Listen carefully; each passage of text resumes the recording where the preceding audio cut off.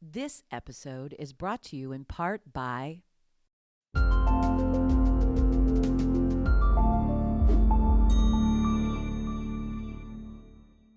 Hello and welcome to the People Chronicles Storied Women. My name is Anna Rosengara Milch and I am your host. I am also the author of Lunch with Lucille. Now, Lunch with Lucille is a story of how one woman's life, by sharing her story, impacted another woman. So we bring women from our community to share their story, so hopefully that we can make an impact as well. And today, my very special guest is Wendy Kershner. Hi, Wendy. Hello there. Thanks for coming in. Thanks for having me. I was going to try to beat you to that. That's okay. You're always trying to beat me to everything. So the first question that we ask every woman who sits beside me is, what is it that you want the takeaway to be from our little chat today? We're going to talk about 10 minutes. All right. Well, we'll get to the meat of, I guess, why I'm here in a bit. But I think my takeaway would be, based on the story we're going to tell today, is that you have to treat your body kind of like you do your car maintenance, which is you get an oil change and you get it inspected and you take care of it and those kind of things. And you have to do the same thing with your body, and you have to have regular maintenance with your body as well. I think that's my takeaway. I think that's great. I mean, I think it's something that we have to be reminded of, I mean, we do. And especially as women, we're taking care of other people all the time, Sure. And we're making sure everything goes well for our children and our home and our, and everybody around us.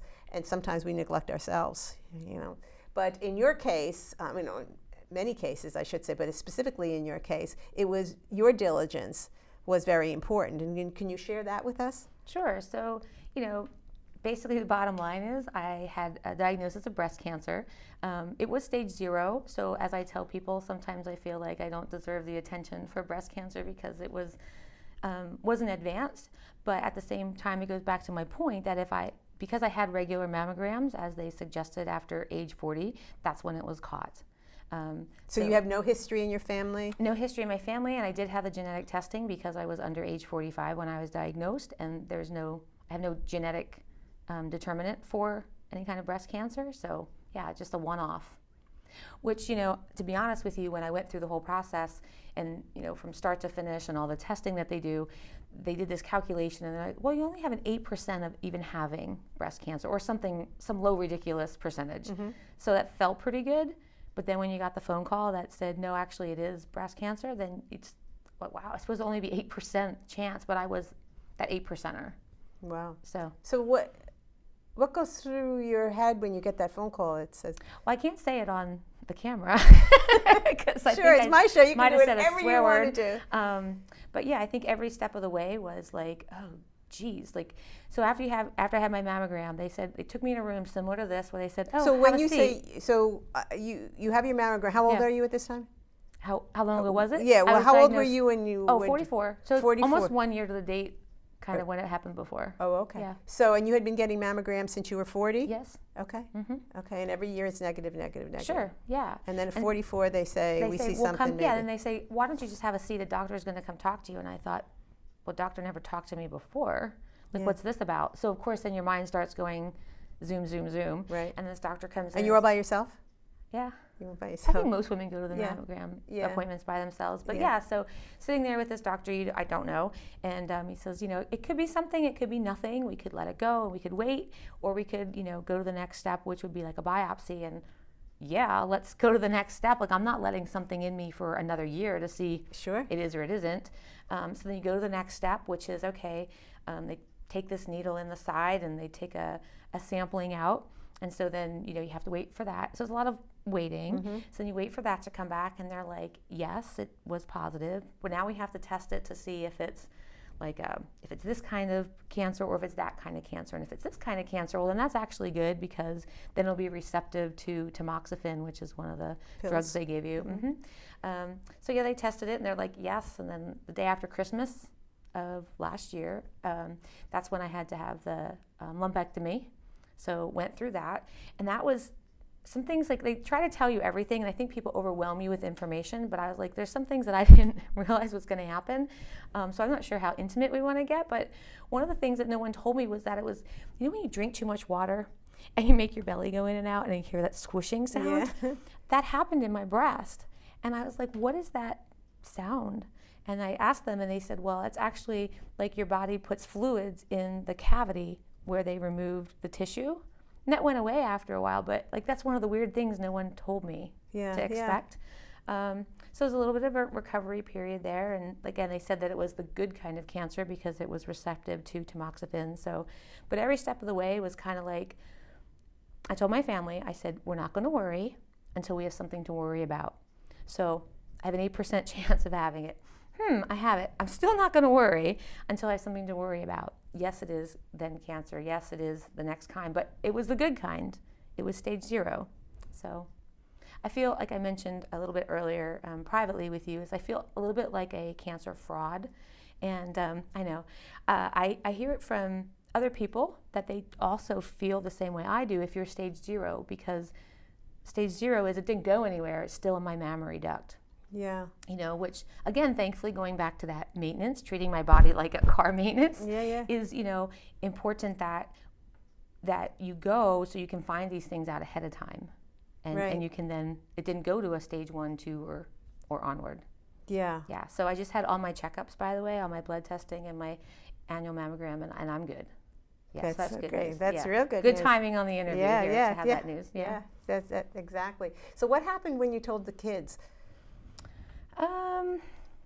So they were kind of like, I have 2 sons, so they're not dramatic, you know, like girls might be more worried. So they were just like stoic, I guess you could say, and like, all right, well, what's the next step?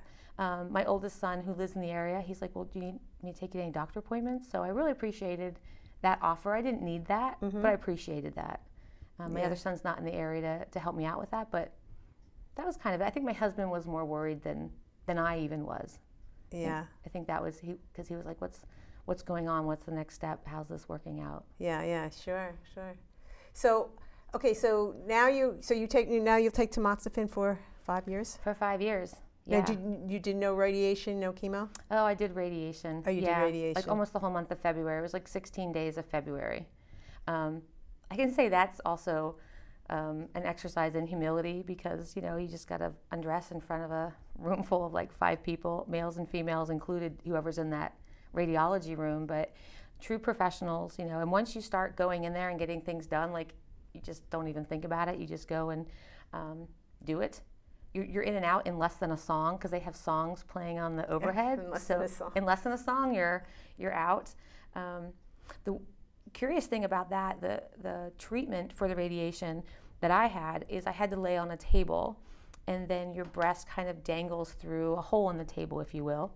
But then the other side, they make like this pillow that's specifically fitted for your other breast, so that when you lay down, you're always in the same position. And the other thing is, I don't have any tattoos, but now I have like 5 or 6 tattoos, because when you get radiation, they have to give you tattoos. They're just little black dots, so that every time you come, you have to lay exactly the same way, and those dots help to line you up. Wow. So yeah. Who knew? So you don't until you go through it. Yeah. I think that's a good point. You don't know anything until you go through it, to really go through it. And I've never even looked up information on breast cancer, because I thought, well, it's not me, because I have no history. I don't have no I have no history. I've had children. I have regular health exams, etc. But there it was. And no family? No, nothing. Wow, that's amazing. So you, all right, but there's one thing about you, Wendy, in this situation as well as in normal life, is, from my impression of you, is that you compartmentalize things. And this is what I have to do for my medical life. This is what I do for my professional life. This is what I do in my personal life. And you have kind of put the breast cancer into the medical life. This is what I do for that. Yeah, it's over. It's over. I put it in a box and we got rid of it now. I mean, I guess and I'm, like I said, since it was stage 0, it was almost like I related to like having your tonsils removed.